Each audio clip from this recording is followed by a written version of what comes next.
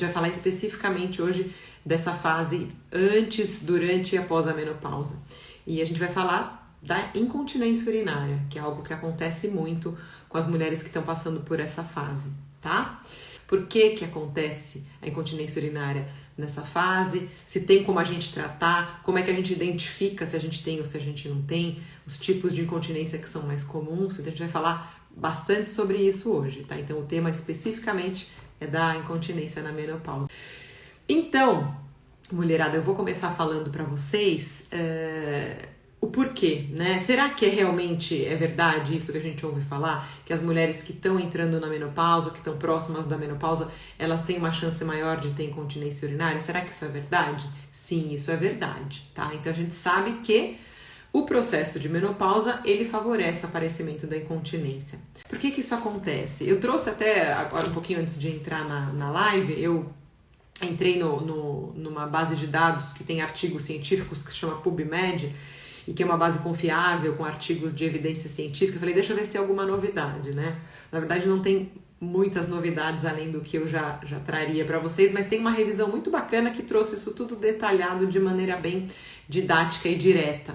Quando a gente entra na menopausa, ou quando a gente está se aproximando dela, o que acontece? Qual que é a principal mudança que acontece no corpo? É a diminuição do hormônio chamado estrógeno ou estrogênio, tá? Esse é o hormônio da mulher, é o hormônio feminino que nos dá as formas do corpo, é um hormônio que a gente produz quando a gente está na nossa fase reprodutiva, tá? Então, quando a gente entra na menopausa, que não mais teremos filhos, não mais engravidaremos, nós estamos na nossa fase não reprodutiva, esse hormônio para de ser liberado, então a gente tem uma queda muito grande deste hormônio. E aí, quando a gente pensa em menopausa, né, e algumas das alterações que acontecem várias alterações no corpo da mulher, quando ela entra na menopausa, mas hoje eu vou falar especificamente de um fator que acontece com a síndrome gênito-urinária da menopausa, tá? Então, quando diminui o estrógeno, a gente tem essa síndrome chamada síndrome gênito-urinária da menopausa. Ela pode acontecer de maneira mais forte ou menos forte, dependendo das mulheres, não é toda mulher que vai ter todos esses sintomas, né? Podem ter algumas que têm esses sintomas de maneira mais evidente, que incomodam mais, e outras que passam mais despercebido, tá? Mas o que é essa síndrome gênito-urinária da menopausa? Quando existe a diminuição do estrógeno, o aparelho gênito-urinário, então a gente pensa em todos os órgãos que estão ali, principalmente a uretra, né, a vagina, então todos os órgãos relacionados tanto ao sistema urinário como ao sistema reprodutivo, eles passam a trabalhar diferente e ficar diferentes por conta da diminuição do estrógeno, tá? Por quê? Porque o hormônio feminino, o estrógeno, ele é importantíssimo para manter essas estruturas irrigadas, com uma boa resposta muscular, tá? Os músculos do assoalho pélvico. Então, quando a gente tem essa síndrome gênito-urinária, a gente pode começar a ter sintomas, tanto genitais como urinários, né? O próprio nome diz. Quando a gente pensa nos sintomas urinários, os genitais, a gente tem secura vaginal, principalmente, é uma dos sintomas que mais incomoda, e aí essa secura vaginal vai gerar desconforto, ardor e dor para ter relação sexual, é uma queixa muito comum. E a outra alteração, que é o que eu vou falar hoje, é da parte urinária, tá? Então, com a diminuição do estrógeno, o que acontece? A uretra, né, o revestimento da uretra, ele vai ficar mais fininho. O que é a uretra, né, para quem não sabe? Então, a gente tem lá na cavidade pélvica a vagina, que é a continuação do útero, né? É a comunicação do útero com o meio externo, por onde nós temos relações sexuais, por onde sai a nossa menstruação, por onde nascem os nossos filhos via parto vaginal. A gente tem a uretra, que é a comunicação da bexiga com o meio externo. Então a bexiga, ela armazena a urina, e quando a gente vai fazer xixi, a bexiga contrai e o xixi sai por um caninho, que é a uretra, tá? E a gente tem também o compartimento mais posterior, que é o ânus, né, e o reto, que é a porção final do intestino por onde nós evacuamos. E aí, o que acontece com a uretra, que é essa comunicação da bexiga com a parte externa por onde a gente faz xixi? O revestimento da uretra ele fica mais fininho quando a gente tem uma menor quantidade de estrógeno. E isso favorece o aparecimento da incontinência urinária, porque a gente tem ali um caninho que não se fecha tão bem como quando ele era melhor revestido, quando ele estava melhor irrigado, a irrigação fica diferente, a circulação fica diferente. Então a gente tem um tecido que ele é mais ressecado, vamos dizer assim, de uma maneira fácil de entender, tá? Então, se ele tá mais fininho, com uma menor circulação, com menos sangue ali circulante, a gente vai ter uma menor capacidade de fechamento, isso pode favorecer o aparecimento da incontinência urinária. Além disso, a diminuição do estrógeno vai diminuir também a atuação, a função dos músculos do assoalho pélvico. A gente vai ter uma facilidade de perder força, resistência, flexibilidade desses músculos, que são muito importantes para que a gente não perca a urina, porque os músculos do assoalho pélvico, eles também ajudam a fechar os esfíncteres, a fechar essa uretra, tá? Então, se a gente tem aí, a gente tem principalmente dois fatores acontecendo, uma uretra mais fininha, que vai ter uma propensão maior de ter perda urinária, e esses músculos do assoalho pélvico que não estão funcionando tão bem por conta da diminuição estrogênica, por estarem mais enfraquecidos. Então esses dois fatores principalmente vão favorecer o aparecimento da incontinência urinária, tá? E a gente tem alguns outros fatores que podem colaborar para que essa incontinência apareça. A gente pode ter já uma situação de uma anatomia desfavorável. Então, a bexiga já não está mais no lugar que ela deveria, ela está mais caidinha, o útero pode estar caído, o reto. Então, se esses órgãos da cavidade pélvica não estão bem posicionados, isto também pode atrapalhar aí a minha função urinária, tá? Então, outro fator que pode agravar. Além disso, mais algumas coisas que também vêm com a menopausa. Vejam que é uma somatória de coisas, né? Normalmente a mulher que entrou na menopausa, pode ser que ela tenha já engravidado várias vezes. Então, quanto mais gestações eu tenho, maior a sobrecarga que eu ofereci para o meu assoalho pélvico várias vezes. Porque cada vez que eu engravido, o meu útero aumenta de tamanho, eu carrego aquele bebê por 9 meses que vai aumentando o peso ao longo do tempo, os órgãos têm que ficar mais ou menos reposicionados ali.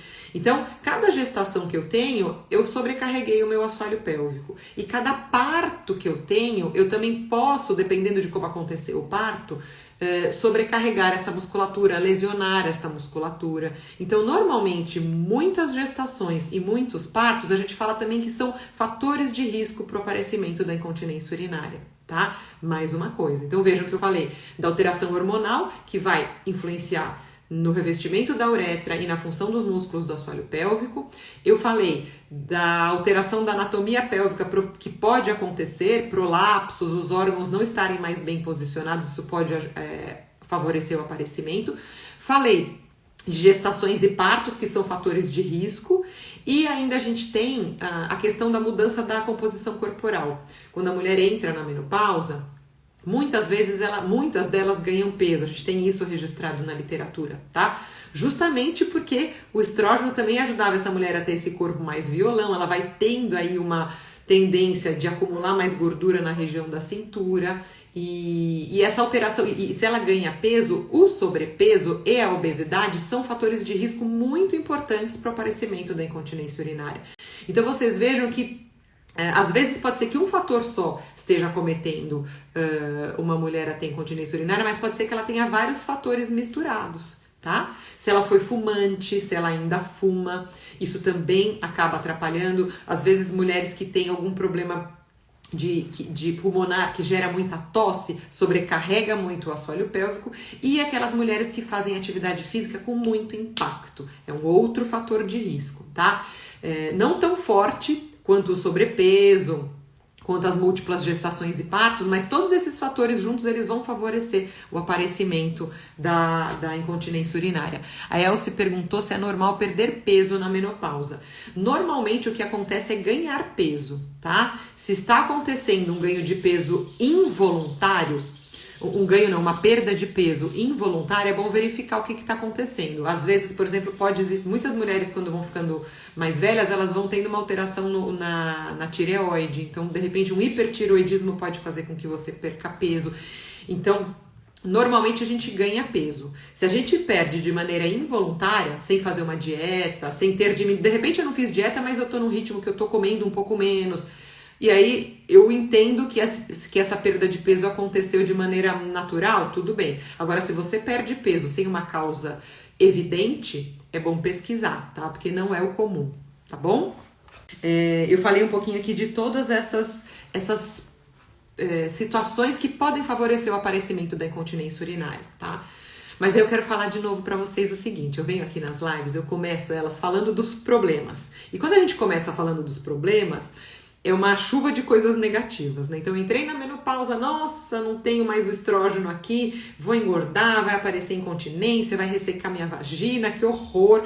E eu não quero trazer para vocês um cenário ruim, eu quero trazer para vocês um cenário bom, tá? Mas eu vou falar do problema, que ele existe, e aí a gente entendendo que isso existe, a gente tendo consciência e muitas vezes, porque o que é muito comum, né? As mulheres não assumirem ou não saberem que elas têm incontinência urinária. Ou elas acharem que perder urina porque elas estão ficando mais velhas, porque elas entraram na menopausa, é normal, que perder urina faz parte do processo de envelhecimento. E isso não é normal. Então, por isso que eu gosto muito de trazer isso para vocês. Esse fato existe, esse fato é comum. Eu trouxe aqui um dado, olha que interessante, sobre incontinência urinária, tá? Então, quando a gente pensa na prevalência da incontinência urinária, o que é prevalência? É o número de casos de determinada doença, por exemplo, ou condição. A incontinência não é uma doença, é uma condição. Então, determinado número de casos desta condição na população, tá? E aí são feitos estudos fazendo essa contagem dessas pessoas de acordo com o número da população para falar a porcentagem, tá? Então, olha só que interessante. Falando de incontinência urinária, a incontinência urinária, ela é muito comum na população mundial e ela é 2 vezes mais comum nas mulheres do que nos homens. Então, as mulheres têm mais incontinência do que os homens. E aí eu não tô falando especificamente da menopausa, tá? Então, as mulheres têm uma tendência de ter incontinência maior do que os homens pela própria anatomia delas. E com o passar do tempo, que elas vão tendo esses fatores de risco que eu falei pra vocês, elas têm filhos, elas engravidam, têm filhos, ganham peso, têm partos, entram na menopausa, a chance de ter incontinência vai aumentando. Então, a prevalência na mulher já é maior quando ela é jovem. Conforme ela vai ficando mais velha, essa prevalência aumenta. Olha que interessante. Então, a incontinência no geral, ela comete de 20 a 30% das mulheres jovens. Olha só, então não é só gente mais velha que tem incontinência. De 20 a 30% da população feminina mundial jovem apresenta incontinência urinária, tá? De 30 a 40% das mulheres na meia idade tem incontinência urinária. Vocês vejam que vai ficando mais velha, essa prevalência vai aumentando, tá? E aí, quando a gente fala de menopausa, cerca de 50% das mulheres na menopausa tem incontinência urinária. Ou seja, eu tô falando pra vocês aqui que na menopausa a incontinência urinária é super comum. Isso vocês concordam comigo. Metade das mulheres praticamente tem incontinência urinária. Apesar de ser comum, não é normal. Isso que tem que ficar muito claro, tá? É comum ter incontinência quando eu entro na menopausa? Sim, mas não é normal. Então, se não é normal, eu preciso procurar tratamento, tá? E aí eu falo pra vocês que a gente tem que também saber o que é incontinência urinária, né? Incontinência urinária, gente, é qualquer tipo de perda de urina, tá? Qualquer tipo. Alguém falou aqui, ó, a Antônia. Boa noite. Boa noite. Com o tempo melhora na hora que eu tuço, vaza um pouquinho de xixi. Então, isso é incontinência urinária de esforço, tá? Às vezes você perde urina só quando você, por exemplo, tem um ataque de rinite, tosse, espirra muitas vezes seguidas e aí nos últimos espirros escapa um pouquinho na calcinha.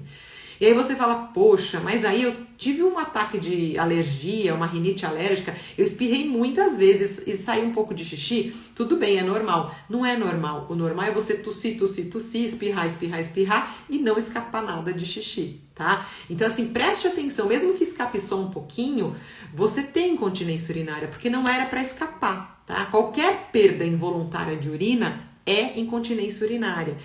Por que eu falo isso? Porque a partir do momento que você assume para você mesma, que você percebe, que você detecta que existe isso, que isso está acontecendo no seu corpo, você vai procurar ajuda.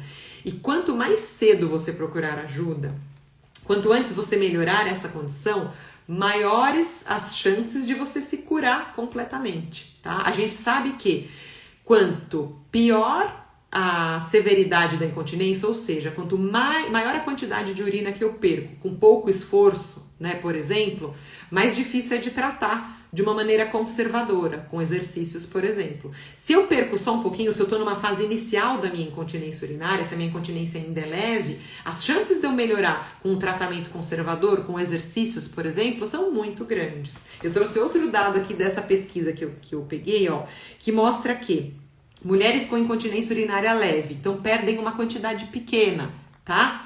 Gotinhas ou uma colherinha, se fizer muito esforço, por exemplo. Elas têm 80% de chance de melhorar com o tratamento conservador, que eu já vou falar pra vocês o que é, tá?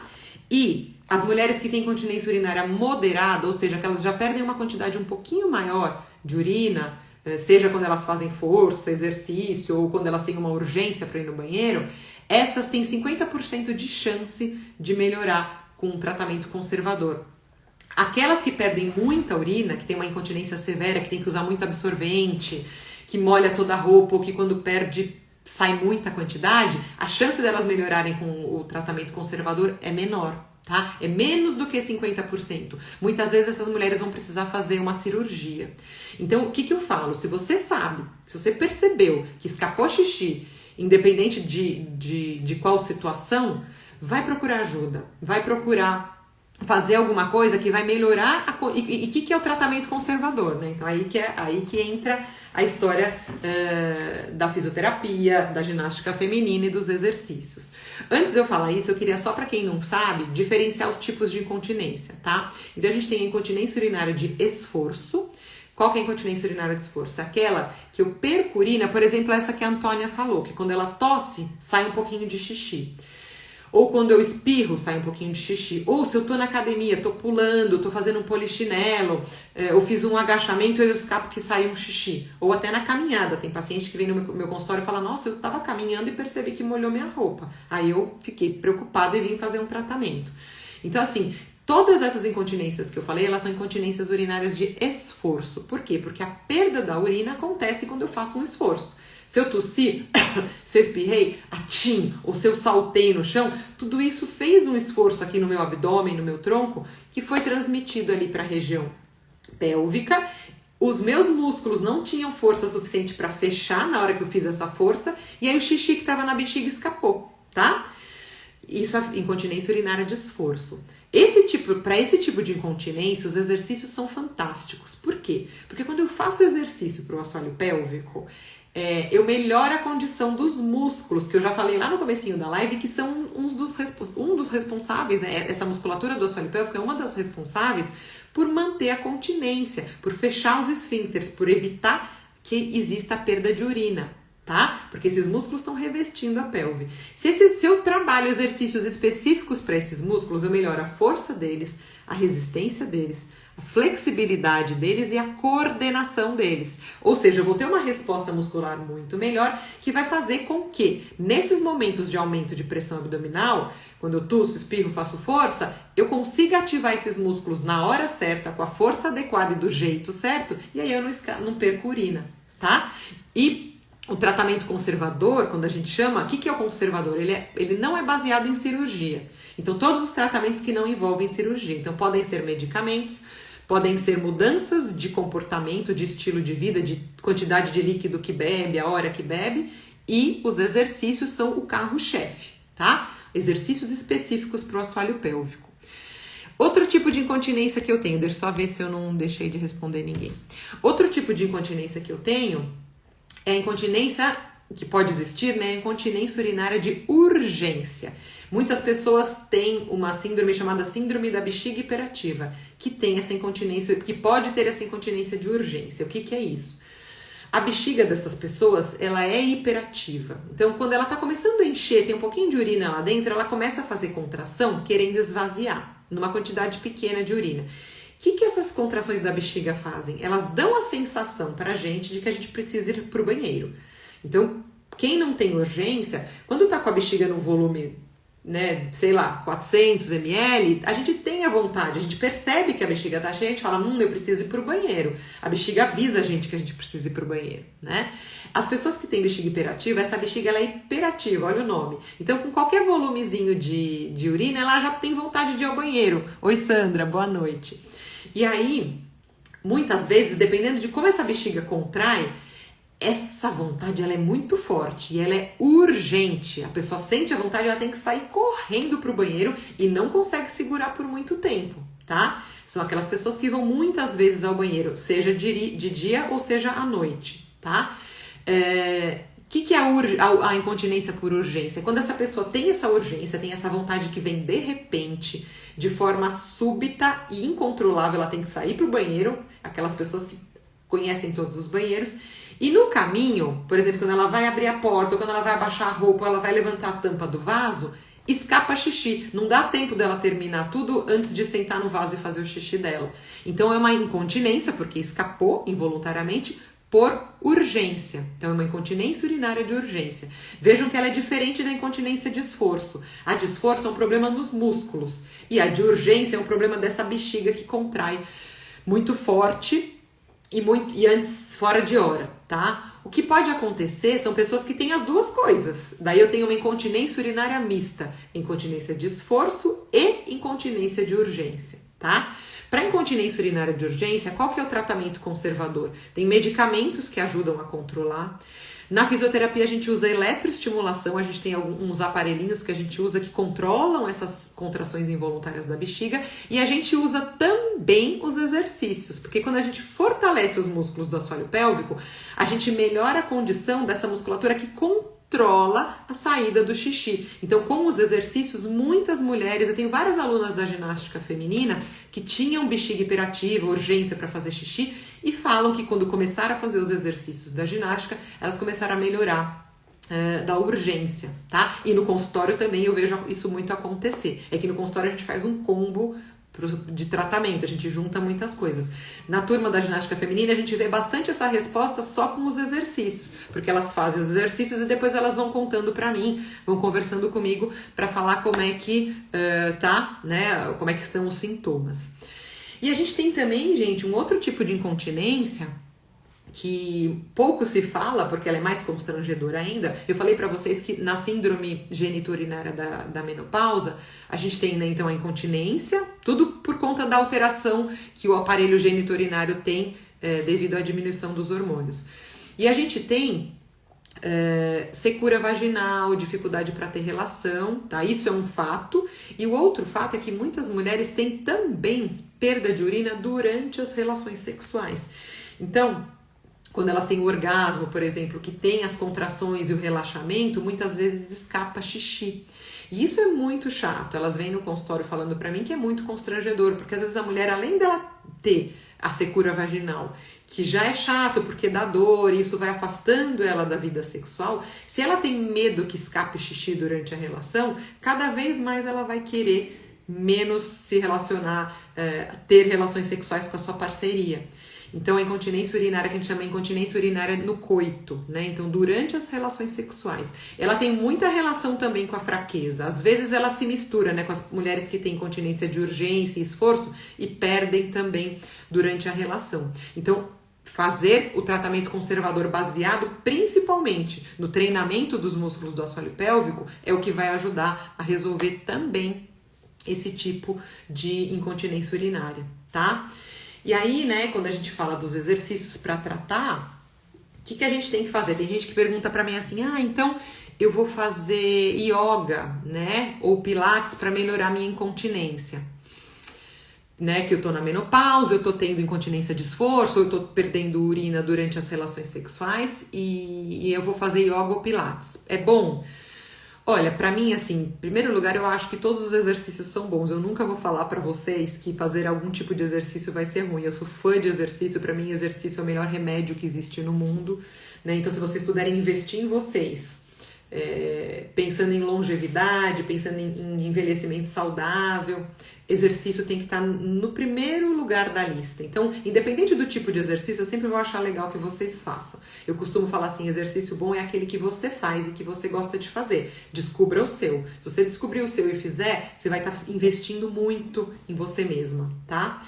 Então, assim, sempre vai ser bom. Só que o que acontece? Quando a gente pensa em treinamento dos músculos do assoalho pélvico, a gente tem que pensar em algo que foque especificamente nesses músculos, que te ensine a fazer a ativação desses músculos de maneira correta, tá? E muitas vezes você fazendo yoga ou pilates, apesar deles falarem sobre esses músculos nessas duas técnicas, que eu acho muito legal, essas duas modalidades, elas trazem o assoalho pélvico, isso é super bacana, mas elas não têm o objetivo de tratar especificamente o assoalho pélvico. E isso é algo que, pensando em melhora da incontinência, pode atrapalhar. Então, assim, eu recomendo que você faça algum tipo de exercício para o assoalho pélvico específico e depois você pode aplicar isso no seu pilates e na sua yoga, por exemplo, tá? Então, quando a gente pensa em reabilitação do assoalho pélvico, quando a gente pensa em melhorar os músculos, em treinamento dos músculos do assoalho pélvico para melhora da incontinência, a gente tem que pensar em exercícios específicos. A gente tem que fazer exercícios que trabalhem essa musculatura de maneira correta, porque muitas mulheres não sabem fazer isso corretamente. Tem estudos mostrando que cerca de 50% das mulheres não conseguem contrair adequadamente o seu assoalho pélvico. Elas acham que fazem corretamente, mas não fazem, tá? Então, esse é um ponto, treinar esses músculos especificamente, treinar esses músculos com regularidade, porque se eu faço exercício uma vez por semana, não vai dar resultado, tá? Não vai resolver a minha incontinência. O pessoal fala, ai Ju, vou ter que fazer isso pro resto da vida? Vai ter que fazer pro resto da vida. Se você não quiser ter incontinência, se você já tem uma fraqueza desses músculos, você vai ter que trabalhar. Você não tem no seu planejamento semanal exercícios, academia, por exemplo? Muita gente fala, olha, eu faço caminhada 3 vezes por semana e musculação 2. Aí vai ter que inserir o assoalho pélvico nesse meio, não vai ter jeito. Se você quiser melhorar seus músculos e quiser que esta melhora perdure, você tem que incluir esses exercícios na sua vida, tá? Na sua rotina. O que eu acabo fazendo, que eu acho que funciona muito? Porque tem muita gente que não gosta de se exercitar, que tem uma dificuldade, preguiça. Eu já fiz até levantamento aqui nos meus stories, enquete. Por que você não faz exercício? Então tem gente que fala porque tenho preguiça, porque eu não tenho tempo, porque eu trabalho muito, porque eu não gosto. Então a gente tem que tentar fazer isso acontecer de maneira mais fácil para que isso entre na rotina. Porque se não entrar e não tiver uma frequência adequada de exercício, não melhora a incontinência, gente. Não melhora. Então o exercício ele precisa ser feito especificamente, então a gente tem que ter exercícios que trabalhem especificamente o assoalho pélvico. Segundo, tem que ser feito com uma frequência adequada. Eu recomendo que se faça diariamente a ativação do assoalho pélvico, tá?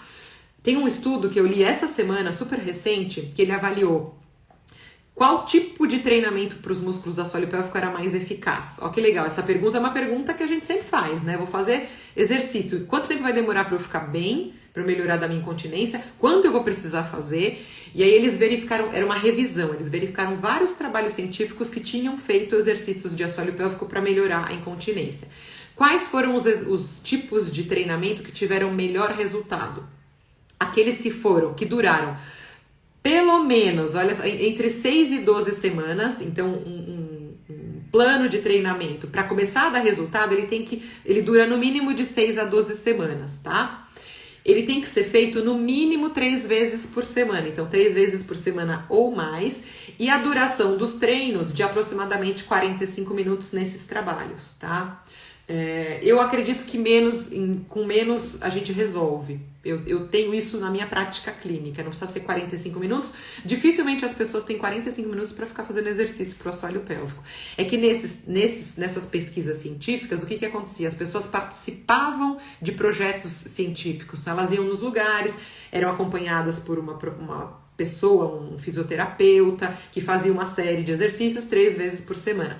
Eu acho às vezes mais eficaz que a pessoa faça uma menor quantidade todo dia em casa, por exemplo, que eu costumo fazer no meu consultório, e o que as mulheres da ginástica feminina fazem, tá? Então elas fazem todos os dias em casa uma quantidade menor. Então a frequência de estimulação desses músculos vai ser fundamental para melhorar a qualidade dos músculos e melhorar os sintomas da incontinência urinária, tá? E aí, por isso que o programa da ginástica feminina a gente fez pensando nisso.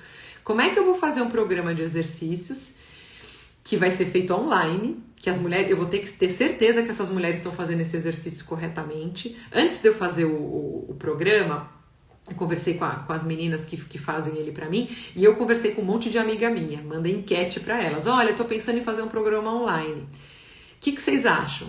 E muitas falaram, Ju, é difícil pra caramba contrair essa musculatura aí que você fala tanto, né? Eu acho muito difícil. Então, se você for fazer um negócio online, você vai ter que criar um jeito, criar um método para fazer essa mulherada entender e perceber que tá fazendo correto, senão o teu curso vai ser furado. E eu pensei muito nisso, né? Isso ficou na minha cabeça. Falei, gente, eu preciso pensar, ensinar essas mulheres a fazer isso com uma didática muito bacana, porque senão elas vão perder tempo. Elas vão comprar o curso, vão fazer, não vai fazer corretamente e vão acabar perdendo tempo, né? Tempo e dinheiro. Então, a gente elaborou aí um esquema de ativação específica do assoalho pélvico, como o comando verbal, as posições que a gente faz. Então, é muito legal a gente começar em posições mais fáceis, para depois a gente ir evoluindo para as posições mais difíceis. Então, deitado, depois sentado, para depois ficar em pé. Então, eu vou aprender a controlar o meu assoalho pélvico de maneira isolada e específica em várias posições. E aí, gente, eu falei para vocês que precisa ser específico, né? Mas o que acontece? O assoalho pélvico, como eu falei já em várias lives anteriores, ele se relaciona com a barriga, com o bumbum, com a coxa, com a respiração. Quando eu tô em pé, quando eu perco urina, por exemplo, que eu tô correndo, fazendo exercício, o meu corpo tá todo em movimento. Então eu tenho que saber ativar esse assoalho de maneira isolada, mas eu tenho que saber ativar esse assoalho em conjunto com o resto do meu corpo. E aí que veio a ginástica feminina. E aí que de repente o pilates e a yoga podem entrar. Quando eu já sei ativar corretamente esses músculos de maneira isolada, aí eu vou precisar saber ativá-los na minha outra atividade de vida diária ou no meu esporte. Isso porque daí você não precisa ficar fazendo uma série todo dia. Se você começa a usar o seu assoalho pélvico no seu dia a dia, quando você faz faxina, quando você faz academia, quando você tá caminhando na rua, quando você tá fazendo compra e pegando coisa no carrinho do supermercado, um monte de coisa. Eu uso o meu assoalho pélvico, gente, o tempo inteiro, o meu assoalho e o meu abdômen, no meu dia a dia, nas minhas atividades de vida diária. E eu faço também séries, específicas pro assoalho. Semana passada eu trouxe pra vocês, né, cone vaginal, vibrador. Eu uso tudo isso porque eu quero dar um upgrade aqui na situação do meu assoalho pélvico. Eu já tô perto da menopausa, então eu tô preparando o meu corpo para eu ter uma menopausa bacana, para eu não ter incontinência. Eu faço isso mesmo, eu estou pensando em prevenção. Mas se tiver perda, a gente tem que pensar também como tratamento. Então, como é que eu vou ativar esses músculos? Como é que eu vou melhorar essa resposta? E como é que eu vou fazer isso corretamente no meu dia a dia? Se eu não tenho muito tempo, eu vou ter que colocar isso no que eu já faço. É uma estratégia super legal, né? E é o que acontece com as alunas da ginástica feminina. Elas falam, Ju, tô usando agora os exercícios da ginástica feminina, eu faço, mas, por exemplo, quando eu tô caminhando na rua ou quando eu tô fazendo musculação, eu tô usando meu assoalho, né? Tem uma que fala assim pra mim, Ju, toda vez que eu tô fazendo faxina, que eu abaixo pra pegar o balde, torcer o pano, eu penso muito em você porque meu assoalho tá em ação. E essa é a ideia, né? Você aplicar o que você aprendeu no seu dia a dia. Se você faz isso, você tá fazendo exercício diariamente. Então, aquilo que eu falei pra vocês, quer melhorar, vai ter que ter frequência de estimulação, vai ter que exercitar o músculo todo dia. Se você incorpora essa ativação na sua atividade de vida diária, você está exercitando todos os dias. Então você vai ter um efeito de melhora da incontinência a longo prazo. Não vai ser só enquanto você está fazendo o tratamento. Porque isso eu falo, tem gente que vai lá no consultório, faz o tratamento, melhora. Putz, que legal, eu dou alta. Aí eu dou alta e a pessoa vai desleixando, vai parando de fazer os exercícios e volta a ter sintoma. E aí retoma no consultório, poxa, Ju, eu piorei de novo. Porque essa história, se você não conseguir incorporar esses exercícios no seu dia a dia, a musculatura é igual a musculação. Vocês estão na academia, vocês fizeram lá um programa, vocês estão bonitonas saradas. Aí, entra julho, janeiro, vocês tiram férias. Pô, vou ficar um mês sem ir pra academia. Aí vai pro hotel, fica lá, toma sol e fala, não vou fazer nada, tô aqui descansando. Quando você volta um mês depois, o teu corpo, ele mudou. Ele não tá daquele jeito que ele tava quando você tava todo dia indo pra academia. Então, a musculatura, ela responde, o corpo responde, né? O condicionamento, ele é ele só vai funcionar se você der o estímulo adequado. Ele é estímulo dependente. Então, o assoalho pélvico é idêntico. Se você faz, melhora. E aí, porque você melhorou, você para de fazer, vai retomar os sintomas novamente, tá? Então, gente, incontinência urinária na menopausa é comum? É. Tem uma prevalência muito alta. Cerca de metade das mulheres na menopausa tem incontinência urinária. Incontinência urinária de esforço é a que mais acontece, mas a de urgência acontece muito. Muitas mulheres têm a mista, ou seja, perde urina quando faz força e por uma bexiga hiperativa, por exemplo. Muitas mulheres têm perda de urina durante as relações sexuais, além de ter também, em consequência da menopausa, ressecamento vaginal, ardor e dor. Isso tudo vai tirando essas mulheres das relações sexuais, elas vão adormecendo essa questão da sexualidade, isso não é legal, tá? E aí, apesar de todo esse quadro negativo que eu trouxe, eu não quero que as minhas lives sejam negativas, eu quero dizer para vocês que, apesar de ser comum, não é normal, mas tem tratamento. E o tratamento principal, o tratamento que a gente chama de primeira linha, que é o tratamento que deve ser escolhido num primeiro momento, é o tratamento conservador. O que é o tratamento conservador? Exercícios, principalmente, né, lá no topo da lista.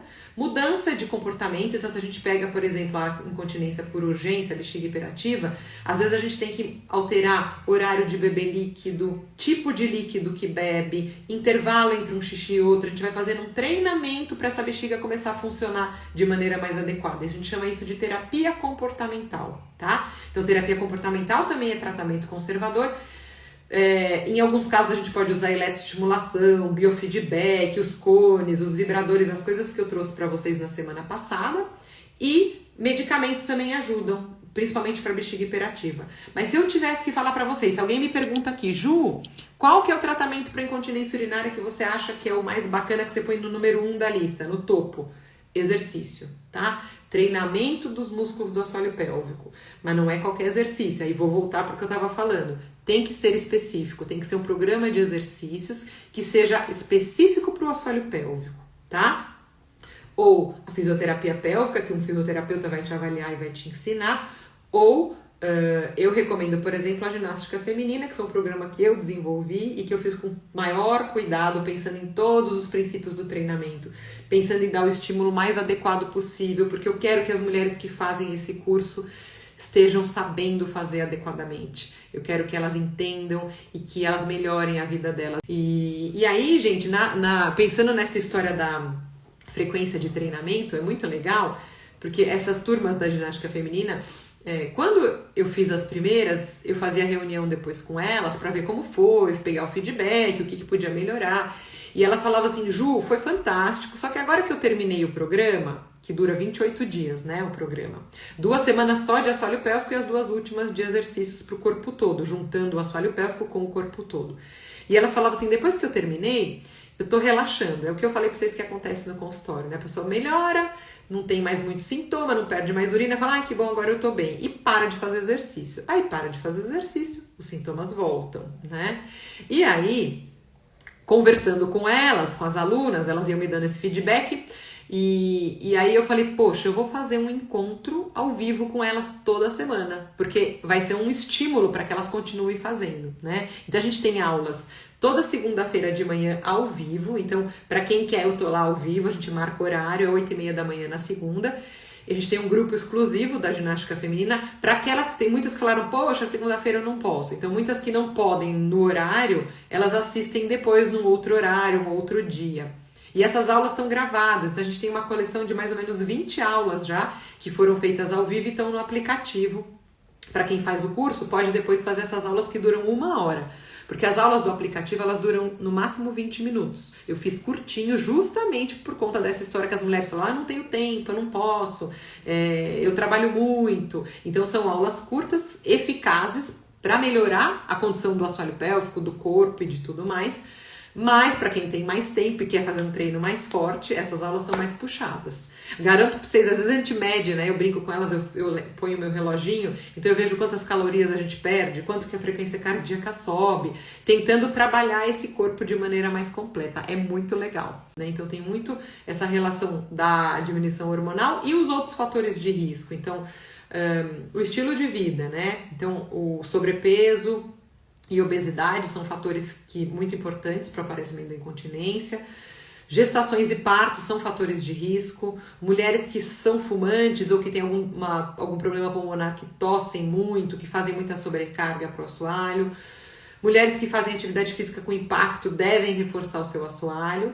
Então, tudo isso somado, né, a mudança da composição corporal, favorece o aparecimento na menopausa, mas principalmente a queda estrogênica é o que vai gerar essas alterações, tá? E eu trouxe um dado muito interessante, gente, dessa mesma revisão que eu falei para vocês. Olha que interessante, que as mulheres na pós-menopausa, se a gente for pensar, né, se a gente for avaliar as doenças que acometem as mulheres da pós-menopausa, a gente fala muito, né, de diabetes, pressão alta, depressão, são doenças muito comuns da pós-menopausa, né, diabetes, pressão alta e depressão. Só que se a gente for fazer uma avaliação, uma avaliação de prevalência, as mulheres têm mais incontinência do que essas doenças, que a gente fala tanto, né? A gente fala muito disso, das doenças crônicas, que a gente tem que prevenir, que o estilo de vida é muito importante, eu falo muito disso, né? Mas a gente tem que ver que a incontinência urinária, ela acomete mais mulheres do que essas outras doenças. Olha que coisa interessante, né? E é uma condição que, logicamente, por exemplo, uma pressão alta, ela pode trazer riscos, né? Para riscos de vida. A diabetes também, a incontinência, pode ser que não. Então, pode ser que por ela ser um tema ainda tabu e por não trazer um risco direto de vida, de morte no caso, a gente fale menos sobre ela. Mas apesar disso, ela traz uma perda muito importante de qualidade de vida. As mulheres que têm incontinência urinária, a qualidade de vida delas diminui muito. Elas passam a não ter um convívio social tão bom. Elas passam a ter medo de repente, a roupa tá cheirando mal, de ter que levar uma calcinha reserva na bolsa, ou ter que já usar um absorvente, ou de perder urina durante uma relação sexual. Isso atrapalha demais a qualidade de vida. E a gente tem que pensar nisso, tá? Então, se eu puder deixar um recado para vocês, gente, acontece incontinência na pós-menopausa? Acontece. É comum? É muito comum. Metade das mulheres mais ou menos tem. Mas é uma condição que é comum, mas que não é normal. E a gente precisa procurar ajuda, a gente precisa melhorar a condição dos músculos do assoalho pélvico, principalmente, que é o treinamento dos músculos do assoalho pélvico é a primeira linha para tratar a incontinência, com resultados muito bons. Quanto mais leve a incontinência, melhor o resultado dos exercícios, tá? Para curar a incontinência. Então, se você tá com pequenas perdas, começa agora, não deixa para depois, não deixa essa situação se agravar, porque quanto mais severa a incontinência, quanto mais grave ela é, menores as chances de vocês melhorarem só com exercício e com tratamento conservador, tá? Quanto mais severa a incontinência, maiores as chances de você precisar também de uma cirurgia. Então, se você tem uma incontinência severa, pode ser que você fique desanimada. Poxa, eu vou ter que operar. Pode ser que você precise, mas os exercícios também são bons para você. Até, de repente, num pós-operatório. Porque depois que você melhorar aí a condição das estruturas, você vai ter que ter músculo bom para manter essa situação por mais tempo, tá? E tem algumas pessoas que fazem exercício antes de operar, para quando forem para a cirurgia, estarem com uma condição muscular, músculos mais saudáveis, que com certeza serão melhor responsivos para um pós-operatório. Aqui, a Simone perguntou assim, uma mulher que inicia sua incontinência depois dos 80 anos, tem como reverter somente com exercícios? Tem sim, Simone. Se ela começou depois dos 80, a gente só tem que ver a causa, né? Tem que ver, por exemplo, se é uma incontinência que tem uma relação com uma demência, se ela já tem alguma alteração cognitiva. Aí é mais complicado, porque às vezes pode ter uma alteração na percepção do controle da bexiga. Então, se não tiver relação com um quadro cognitivo, uma demência, uma doença neurológica, aí, se for só uma questão de fraqueza muscular, com certeza, tá? Não tem idade. Logicamente que uma mulher de 80, a resposta dela, a capacidade dos músculos dela melhorarem vai ser menor do que uma mulher de 50. Mas a gente nunca pode falar que não. O corpo da gente sempre está respondendo. A gente precisa somente dar um estímulo adequado, tá? Mas tem que ver a causa da incontinência. Se é algo só ali do assoalho pélvico ou se envolve algum controle neurológico, alguma alteração cognitiva, tá bom? Então pode procurar tratamento sim, só tem que ver a condição. A Tânia falou assim, eu tenho perda quando espirro e tuço. Isso, então você tem uma incontinência urinária de esforço, viu, Tânia? E aí, exercício é a melhor coisa que tem para melhorar, tá? Quando tosse, espirra, fazer exercício é a melhor opção. Como primeira linha, tanto que se vocês forem para congressos, vocês forem olhar lá as diretrizes dos congressos, onde os médicos, os melhores profissionais do mundo se reúnem para debater o que é bom e o que não é, existe um consenso que para incontinência urinária, primeira linha, ou seja, o que deve ser oferecido em primeira mão para as mulheres é o tratamento conservador, tá? Que são esses que eu falei para vocês, não cirúrgicos. Mas quando a incontinência de esforço, que é essa que a Tânia falou que é tosse, espirra, é porque a musculatura não está trabalhando adequadamente. A principal causa é a fraqueza dos músculos do assoalho pélvico, do esfíncter. Então, quando a gente faz exercício, a gente tem uma melhora, tá? É bem evidente isso. Só que é o que eu falei para vocês, quanto menor a severidade da incontinência, quanto menos urina eu perco, se a quantidade for melhor, melhores os efeitos do treinamento, tá? Quando tá perdendo já uma quantidade muito grande, fica mais difícil, mas pode melhorar um pouco também. Agradeço muito a presença de vocês, ficaram aqui firmes e fortes, todo mundo aqui comigo. É muito bom poder falar para vocês, poder perceber que vocês estão participando, que vocês estão interessadas. E mais uma vez eu digo que se vocês tiverem algum tema que vocês queiram que eu fale, que vocês tenham curiosidade ou vocês precisem saber algo mais sobre ele, manda pra mim, tá? Que se eu não souber, eu convido alguém que sabe mais para poder falar. E se eu acho que eu consigo, eu estudo, eu trago aqui para vocês com o maior prazer, porque a ideia justamente desse espaço aqui, todas as quintas-feiras às 7 horas, é esse, é levar informação, é trocar, é responder o que vocês estão curiosas para saber e fazer vocês, muitas vezes, descobrirem algumas coisas e tomarem providências. Eu já tive algumas pessoas, isso foi muito legal quando eu ouvi, que falaram assim pra mim, Ju, você sabe que ouvindo as suas lives, tem uma pessoa que falou assim pra mim, eu descobri que eu tava na menopausa assistindo as suas lives, porque eu não achei que eu estivesse, porque ela tem a minha idade mais ou menos, achou que isso ainda era um pouco mais pra frente, e ela começou a ouvir e falar, poxa, será que é isso? Foi olhar e era. Olha que coisa legal, né? A gente conseguir levar informação para quem está precisando e fazer essas pessoas tomarem atitude e se cuidarem, porque o que a gente quer aqui é isso, a gente quer que nós mulheres estejamos juntas, estejamos aqui trocando informação e possamos nos fortalecer. Eu quero vocês todas comigo poderosas, a minha ideia é transformar vocês, todas nós nos transformarmos em mulheres cada vez mais poderosas e assim ficamos mais fortes e assim conseguimos evoluir, tá bom? Então agradeço muito a presença de vocês. Um beijo e até semana que vem.